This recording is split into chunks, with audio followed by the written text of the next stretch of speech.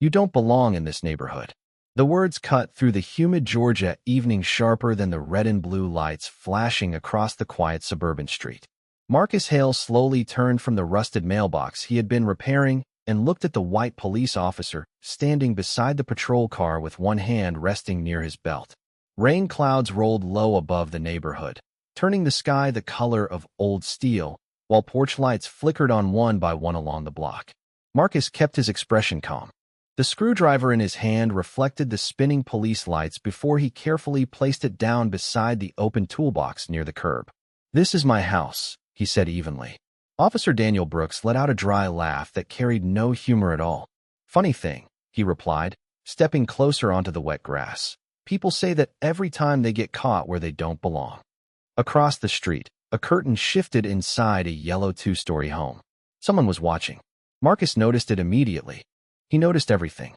The cracked basketball hoop leaning beside the sidewalk. The smell of fresh-cut grass drifting through the warm air. The sound of distant thunder somewhere beyond the city skyline. And the little black boy standing frozen beside a bicycle halfway down the block, staring at him with wide, nervous eyes.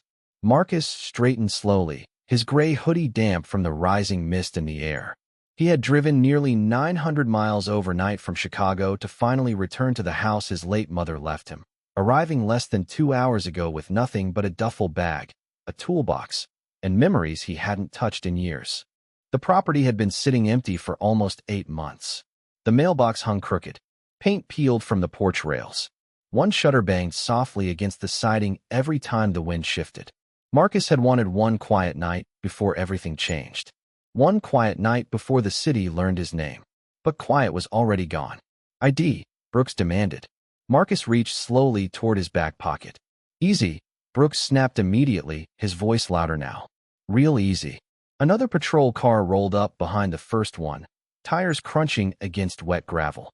A younger officer stepped out, maybe 24, his uniform still looking stiff and new. Officer Tyler Reed glanced between Marcus and Brooks uncertainly. "What's going on?" Tyler asked. Brooks never looked away from Marcus.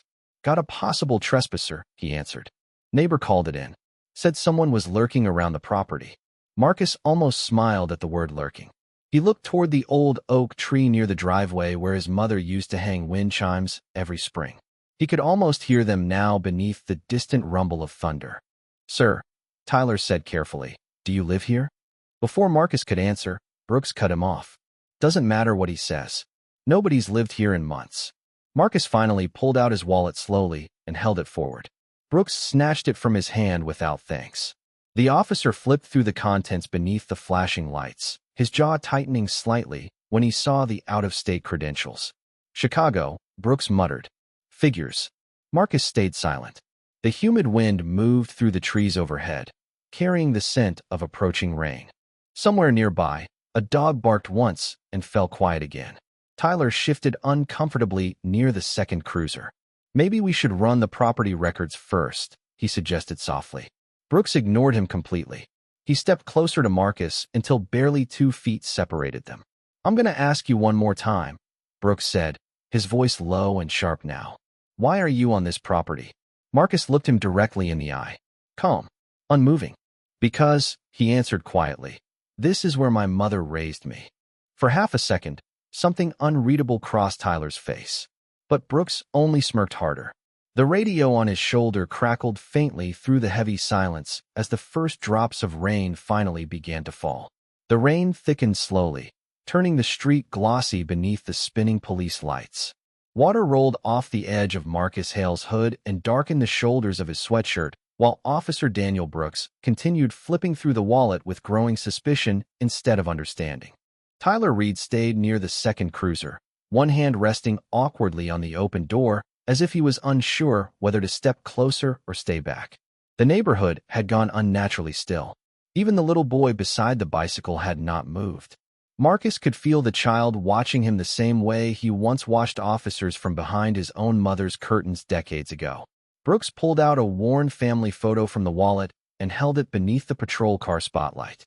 The picture showed a younger Marcus standing beside an older black woman on the front porch of the same house. His mother wore a church hat, and held a glass pitcher of lemonade while Marcus smiled beside her in a faded college sweatshirt. Brooks glanced from the photo to the house, then back to Marcus again. "Cute story," he muttered. "Still does not explain why a man from Chicago is sneaking around an abandoned property after dark." Marcus exhaled quietly through his nose. The scent of rain and wet pavement filled the air around him. "I told you already," he replied. "I grew up here." Brooks handed the wallet back with no apology. "You got paperwork proving ownership?" Marcus looked toward the house. A porch light glowed softly through the rain, warm against the deep blue evening. "Inside," he answered. "Then maybe we should go verify it," Tyler suggested carefully. Brooks shot him an irritated glance. "Or maybe we stop making excuses for suspicious behavior." Tyler lowered his eyes immediately. Marcus noticed that too. He noticed how quickly younger officers learn silence inside certain departments. The radio crackled again on Brooks's shoulder, dispatch traffic mixing with static. Somewhere downtown, units were preparing for road closures ahead of tomorrow's public ceremony. Marcus already knew the city had banners hanging across Main Street welcoming its new police chief. He had seen them while driving in earlier that afternoon, but he never stopped to look closely. Titles meant less to him than moments like this one. Real moments. Honest moments no polished press conference could hide. That was exactly why he arrived 2 days early without an escort, without uniformed security, without anyone from City Hall knowing. He wanted to see the department before the department saw him. And now, standing in the rain beside his mother's old mailbox, he was seeing far more than he expected. Brooks stepped onto the porch and peered through the front window with narrowed eyes. "House looks empty," he called back. "Furniture's covered." Marcus followed his gaze. White sheets draped over couches inside like sleeping ghosts. The grandfather clock near the hallway still stood where his mother left it before cancer slowly took the strength from her hands 2 winters earlier. He remembered sitting beside that same clock at age 9 while she told him one sentence over and over whenever life got ugly. "Never let bitterness decide who you become." The memory landed softly in his chest as thunder rolled above the neighborhood. Tyler finally walked a little closer. Rain spotted his uniform cap, while his nervous eyes drifted between Marcus and Brooks. "Sir," Tyler said quietly, "if you do live here, I think we can sort this out." Marcus studied the young officer for a second before answering. "That depends," he said calmly, "on whether anyone here actually wants to sort it out." Brooks turned sharply from the porch. "What is that supposed to mean?" Marcus held his gaze without blinking. "It means some people decide who belongs before they ever ask a question." For the first time since arriving, Tyler looked genuinely uncomfortable. The little boy across the street tightened his grip on the bicycle handles as another streak of lightning flashed silently behind the clouds. The wind pushed harder through the trees, scattering rain across the street in silver waves beneath the patrol lights. Officer Daniel Brooks stood near the porch with his jaw tight, clearly irritated that the situation was no longer unfolding the way he expected. Marcus Hale remained beside the crooked mailbox, calm and steady despite the cold water soaking through his hoodie. Tyler Reed looked between the two men like someone caught between instinct and training. A long crackle burst through Brooks's shoulder radio before dispatch finally spoke again. "All downtown units be advised. Security preparations for tomorrow's ceremony begin at 0600 hours. Command staff arrival expected by 8:30. Brooks reached up and silenced the volume halfway through the transmission. Marcus noticed the movement immediately. He also noticed the way Brooks avoided eye contact afterward. The little boy across the street finally wheeled his bicycle backward toward his driveway, but he still could not look away. His mother opened the front door behind him and whispered something urgent, yet the child hesitated before slowly disappearing inside. Marcus watched the door close. Something inside him tightened quietly. He remembered being that age. Remembered how one moment with flashing lights could stay with a child for years. Brooks stepped off the porch and adjusted the flashlight clipped to his vest. "You know what your problem is?" he asked Marcus. "You act too comfortable." Tyler shifted uneasily. Marcus tilted his head slightly. "Comfortable?" Brooks nodded once. "Most people get nervous when police show up. But you are standing here like you own the place." Marcus answered softly. "Maybe because I do." Brooks smirked again, but there was less confidence in it now. Rainwater dripped from the brim of his cap, while thunder rolled low above the neighborhood. "People around here work hard for what they have," Brooks said. They notice when strangers start poking around empty houses. Marcus glanced toward the neighboring homes glowing softly behind curtains and porch lights. Strangers, he repeated quietly. Brooks folded his arms. You heard me. Tyler inhaled slowly like he wanted to say something but thought better of it. Marcus studied Brooks carefully now. Not with anger. Not even surprise. Just observation. He had spent nearly 20 years working investigations in Chicago, Detroit, and Baltimore. He knew the type standing in front of him. Officers who measured threat before humanity. Men who confused suspicion with instinct and instinct with authority. The dangerous part was not the yelling or the accusations. The dangerous part was how normal it had started to feel to them. Brooks shined the flashlight toward the garage where old paint cans and packed moving boxes sat beneath dusty shelves. What are you even doing here tonight? He demanded. Marcus looked toward the open toolbox near his boots. Fixing my mother's mailbox. For the first time, Brooks hesitated slightly. Just slightly. Marcus saw it anyway. She passed away last year, Marcus added calmly. Rain tapped softly against the metal mailbox between them. Tyler lowered his eyes for a second. Sorry for your loss, he said quietly. Marcus nodded once in appreciation. Brooks cleared his throat and hardened again almost immediately. Does not change the fact that this situation looks suspicious. Marcus almost smiled at that word again. Suspicious. Such a clean word for such an ugly assumption. A pair of headlights turned slowly onto the block at the far end of the street before disappearing around the corner again.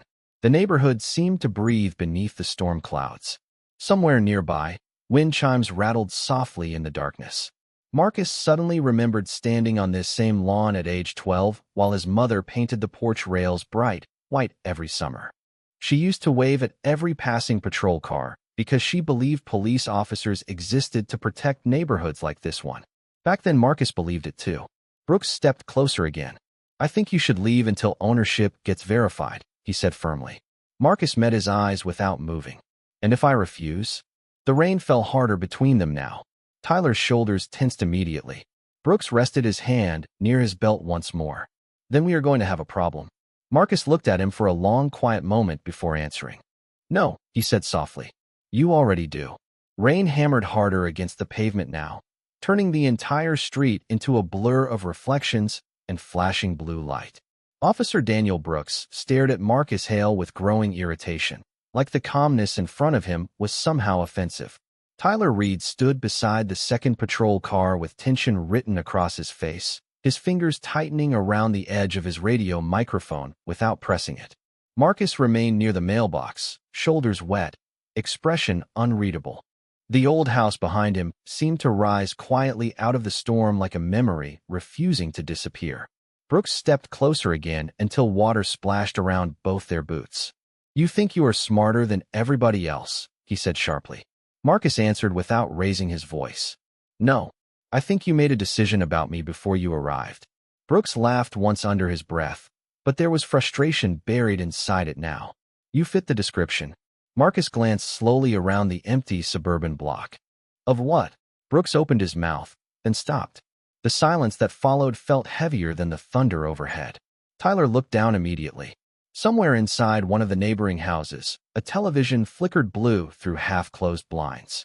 Marcus could feel eyes watching from nearly every home now, watching to see how this would end. Brooks finally cleared his throat and motioned toward the patrol car. Go ahead and place your hands behind your back. Tyler looked up quickly. Daniel, he said quietly, maybe we should slow down. Brooks ignored him completely. You are being detained until ownership is verified. Marcus did not move. Rain rolled down his forehead and along the edge of his jaw while the red and blue lights pulsed across his face. For repairing a mailbox? He asked softly. Brooks took another step forward. For refusing lawful instructions. Marcus looked at Tyler briefly before returning his eyes to Brooks. Interesting choice of words. Brooks reached toward the handcuffs attached to his belt. Tyler shifted again, visibly uncomfortable now. Dispatch still has not confirmed anything, Tyler said. We could just wait for records. Brooks snapped back immediately. You want to do my job for me now? Tyler fell silent again. Marcus watched the exchange carefully. The fear, the hierarchy, the instinct to obey even when something felt wrong. He had seen it inside too many departments across too many cities. Good officers shrinking beside louder ones. Decent people learning silence because silence kept careers alive. Brooks pulled the cuffs free with a metallic click that echoed sharply beneath the storm. Across the street, the little boy from earlier reappeared at the front window beside his mother, both staring through the rain-streaked glass. Marcus noticed the child's frightened eyes immediately. That look hit harder than anything Brooks had said all night. Marcus slowly placed both hands behind his back without resistance. Tyler inhaled sharply like he wanted to object again, but could not find the courage. Brooks secured the cuffs while rainwater dripped steadily from the brim of his cap. "There," he muttered. "Now maybe we can have a real conversation." Marcus lowered his eyes briefly toward the wet concrete beneath his boots. The cold metal around his wrists brought back a memory he had not visited in years. He was 10 years old again, standing beside his father outside a grocery store while two officers questioned him under flashing lights because someone reported a suspicious man sitting in a parked car. His father never yelled, never argued. He only kept repeating one sentence quietly afterward while driving home that night. Sometimes people see fear before they see a person. Thunder rolled low above the neighborhood again. Marcus looked back up at Brooks calmly. "Do you know what the problem is with treating every black man like a threat?" Brooks tightened his jaw. "Save the speech." Marcus ignored the interruption. Eventually children start believing they are one. For the first time all night, Tyler looked directly at Marcus instead of Brooks. Rainwater slid down the young officer's face while guilt slowly settled into his expression. Then suddenly the radio on Brooks's shoulder burst alive with sharp static followed by a woman's urgent voice. "All available units stand by. Captain Laura Bennett is en route to supervise field operations personally." The radio static faded into the sound of heavy rain striking the patrol cars in uneven rhythms.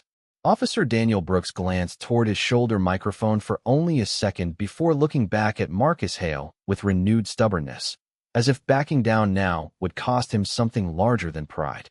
Tyler Reed stood rigid beside the second cruiser, water dripping from the edge of his sleeves while tension thickened across his face. Marcus remained motionless near the mailbox with his hands restrained behind his back, his soaked hoodie clinging to his shoulders beneath the flashing lights. The old house behind him seemed quieter than ever, almost listening. Brooks adjusted his stance and looked toward Tyler. "Put him in the back seat until Bennett gets here." Tyler hesitated immediately. "Are you sure?" Brooks gave him a cold stare. "You questioning me again?" Tyler swallowed hard and stepped forward reluctantly. Marcus watched him approach without resistance. The younger officer avoided eye contact while opening the rear passenger door of the patrol car. Rainwater pooled along the curb beneath the spinning lights. Somewhere farther down the block, another curtain shifted behind a window. The entire neighborhood felt suspended between silence and judgment. Marcus lowered himself carefully into the back seat, while Tyler closed the door softly behind him. The sound of the latch clicking shut echoed strangely loud beneath the storm. Brooks remained outside speaking into his radio now, his words partially drowned by rain. Marcus leaned back against the cold seat and looked through the fogging window toward the house where he grew up.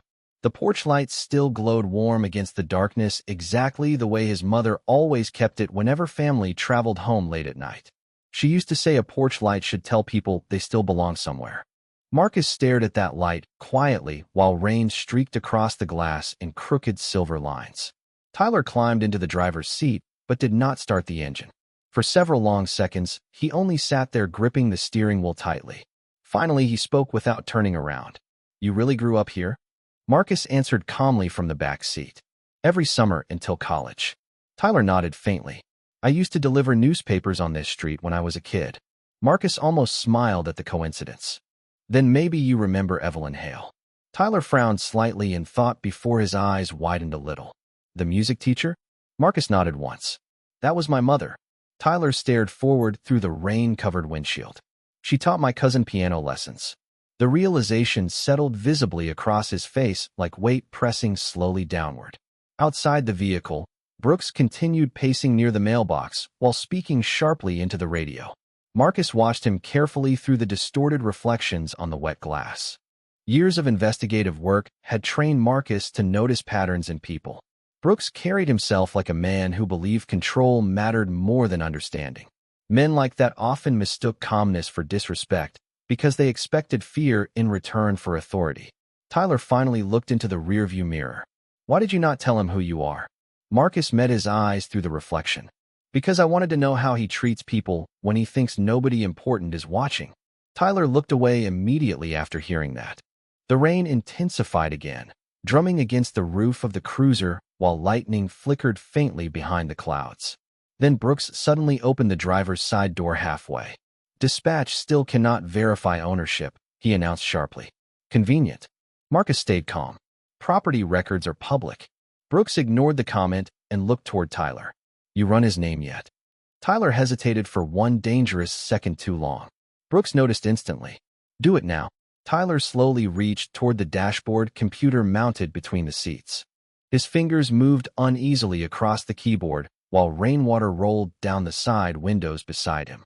Marcus remained silent in the back seat, watching the reflections of flashing lights ripple across the ceiling upholstery.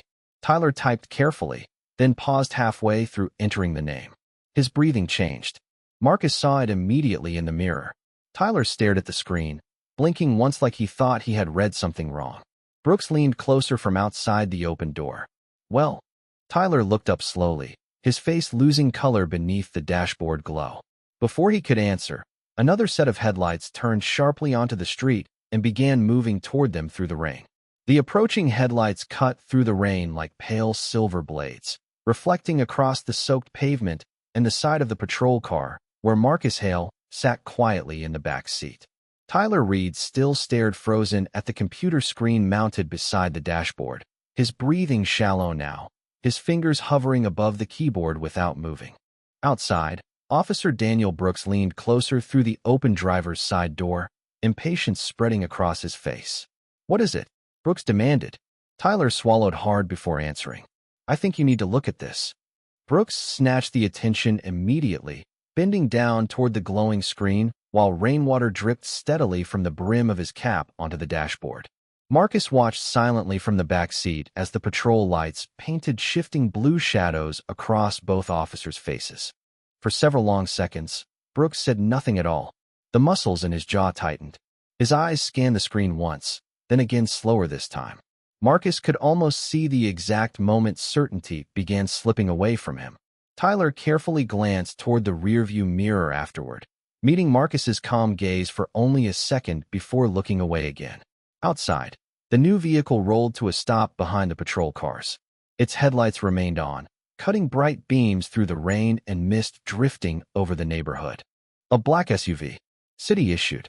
Brooks straightened slowly from the open door, though the confidence in his posture had changed now.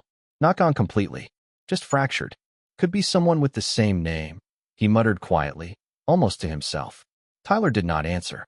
The rain drummed harder against the roof of the cruiser, creating a hollow rhythm that filled the silence between them. Marcus leaned his head lightly against the seat and looked once more toward his mother's porch light glowing through the storm. It reminded him of late nights as a teenager waiting for her to come home after grading papers at the school where she taught music. She used to hum softly while unlocking the front door, always carrying the scent of chalk dust and peppermint tea. Even after becoming a detective, Marcus never forgot the sound of those quiet nights.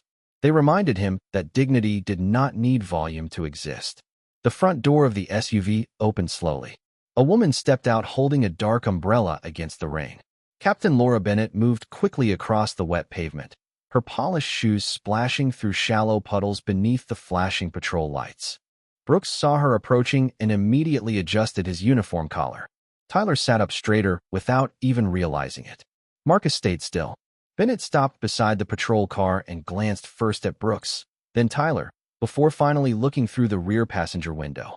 The second her eyes landed on Marcus, everything in her expression changed. The umbrella lowered slightly in her hand. Shock passed across her face before professionalism rushed in to bury it. Open the door, she said immediately. Brooks hesitated. Captain, we have a possible trespassing situation involving this individual. Open the door, Bennett repeated, sharper this time. Tyler reacted first. He stepped out quickly into the rain and opened the back passenger door with visibly shaking hands. Cold air swept into the cruiser as Marcus slowly stepped out onto the wet street, the cuffs still around his wrists. Rain rolled down the side of his face while blue and red light moved across his calm expression. Bennett looked at the restraints, then at Brooks. Her voice lowered dangerously. Do you have any idea who this man is? Brooks opened his mouth, but no words came out immediately. The little boy across the street had returned to the front window again, standing beside his mother beneath the warm yellow glow inside the house. Both stared silently through the rain. Marcus noticed them before looking back toward Bennett. Tyler quickly removed the handcuffs, his hands trembling badly now. The metallic click echoed softly beneath the storm. Red marks circled Marcus's wrists where the cold steel had rested. Brooks stepped backward slightly, confusion and panic beginning to collide across his face. Captain, nobody informed us. Bennett cut him off instantly. This is Chief Marcus Hale. The entire street seemed to fall silent after those 4 words. Even the rain suddenly felt quieter. Officer Daniel Brooks stood completely still in the rain, his face drained of color beneath the flashing lights. The words Captain Laura Bennett had spoken seemed to hang over the entire street heavier than the storm clouds above them. Chief Marcus Hale. Tyler Reed stepped backward slowly after removing the cuffs, his breathing uneven while rainwater rolled down the sides of his face. Marcus flexed his wrists once before lowering his hands calmly at his sides. He did not raise his voice. He did not look angry. Somehow that made the silence worse. Across the street, the little boy pressed closer to the living room window while his mother covered her mouth with one trembling hand. Porch lights glowed softly all along the block now as more neighbors quietly watched through curtains and half-open doors. Brooks finally found his voice. Chief, I did not know. Marcus looked at him steadily. That much is obvious. The rain tapped softly against the roofs of the patrol cars while thunder rolled farther away now, moving beyond the city skyline. Bennett stepped beside Marcus, holding the umbrella over both of them, though rain still dampened the shoulders of his gray hoodie. Sir, she said quietly, I apologize for what happened here tonight. Marcus nodded once without taking his eyes off Brooks. Do you? Brooks swallowed hard. Chief, this was a misunderstanding. Marcus tilted his head slightly. Was it? Brooks opened his mouth again, but no words came immediately. Tyler looked down at the wet pavement beside the cruiser like he wanted to disappear into it. Marcus slowly walked toward the crooked mailbox near the curb, his shoes splashing lightly through shallow puddles. The entire block remained silent except for the rain and the low crackle of police radios in the background. Marcus rested one hand against the old mailbox his mother used to repaint every spring. The metal still smelled faintly of rust and wet paint. You know what is interesting, Officer Brooks? He asked quietly without turning around. Brooks stood frozen near the patrol car. Sir. Marcus looked back at him finally. At no point tonight did you ask me who I was before deciding what I was. Brooks lowered his eyes for the first time. Marcus continued calmly. You saw a black man standing outside a house in a quiet neighborhood and decided he did not belong there. Brooks shifted uncomfortably beneath the flashing lights. That was not my intention. Marcus gave a faint, almost tired smile. Intention does not erase impact. Tyler closed his eyes briefly after hearing that. Bennett remained silent beside Marcus, her expression tight with embarrassment and frustration. She knew exactly what this moment meant. Not just for Brooks, for the department. Marcus glanced toward the little boy watching from the window across the street. The child immediately looked down before slowly meeting his eyes again. Fear still lingered there. Marcus saw it clearly. That hurt more than the handcuffs ever could. That boy is going to remember tonight, Marcus said softly. Brooks followed his gaze toward the window.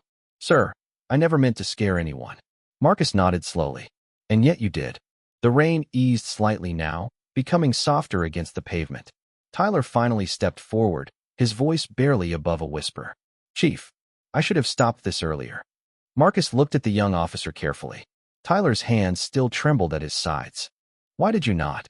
Tyler struggled for an answer. I guess I did not want to challenge my partner.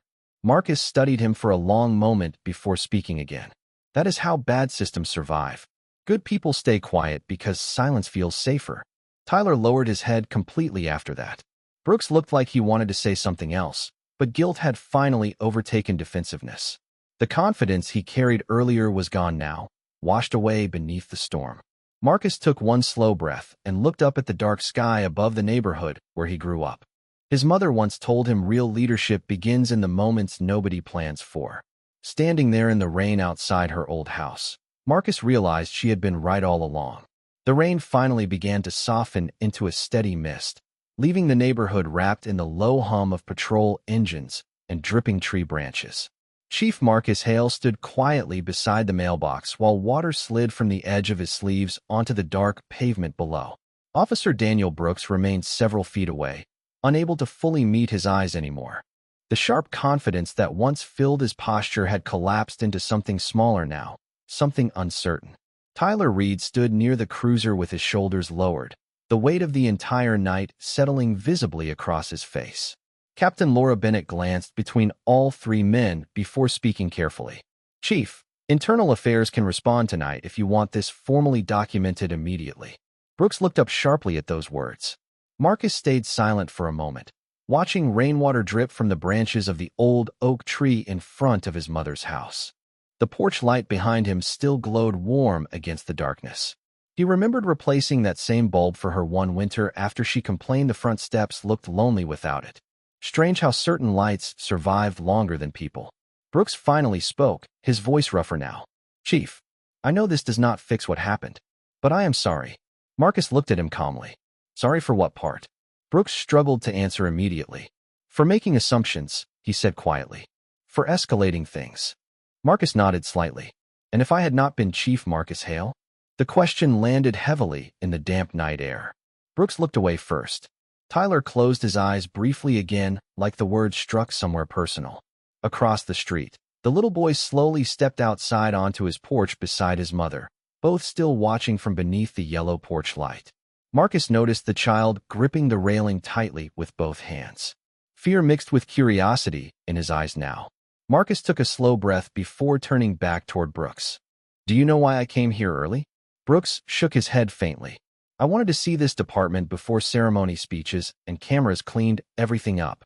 Bennett lowered her eyes after hearing that. Marcus continued quietly. "I wanted truth."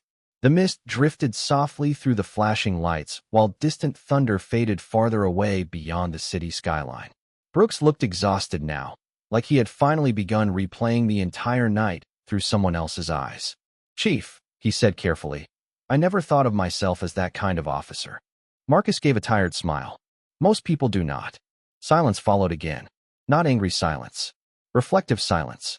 The kind that forced people to hear themselves clearly for the first time. Tyler finally stepped closer. "Sir," he said to Marcus, "I should have spoken up sooner." Marcus studied the young officer for a moment before answering. "Then remember tonight the next time your instincts tell you something is wrong." Tyler nodded immediately. The lesson hit him harder than punishment ever could. Bennett folded her umbrella as the rain eased further. "What would you like us to do now, Chief?" Marcus looked toward the little boy watching from across the street. Slowly, Marcus walked away from the patrol cars and crossed the wet lawn toward him. The child froze slightly as Marcus approached, but Marcus stopped several feet away, careful not to intimidate him. Water dripped softly from the oak leaves overhead, while the neighborhood stayed completely quiet. Marcus crouched slightly, so they stood closer at eye level. "What is your name?" he asked gently. "Caleb," the boy whispered. Marcus nodded. "Caleb, I need you to remember something." The child listened carefully. Marcus glanced once toward the patrol cars before looking back at him. "You never have to believe that a badge means you do not belong somewhere." Caleb stared at him silently for a second before giving a small, uncertain nod. His mother wiped at her eyes quietly beside the front door. Behind Marcus, Brooks lowered his head completely. For the first time all night, he looked less like a police officer and more like a man forced to confront himself in public.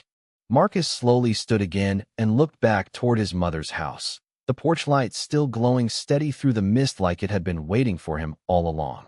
By the time dawn began pushing pale light across the neighborhood, the storm had completely passed. Water still dripped from tree branches onto the sidewalks, and the wet pavement reflected the soft gold glow of early morning streetlights fading one by one. The patrol cars were gone now. The silence left behind felt different from the night before. Lighter somehow. Cleaner. Marcus Hale stood alone in front of his mother's house, wearing a dark overcoat over fresh pressed uniform blues. The silver badge on his chest caught the morning light each time he moved. In his hands rested a small paintbrush and a can of white paint sitting beside the mailbox he had never finished repairing the night before. The mailbox door still hung slightly crooked. Marcus smiled faintly at it before kneeling beside the post.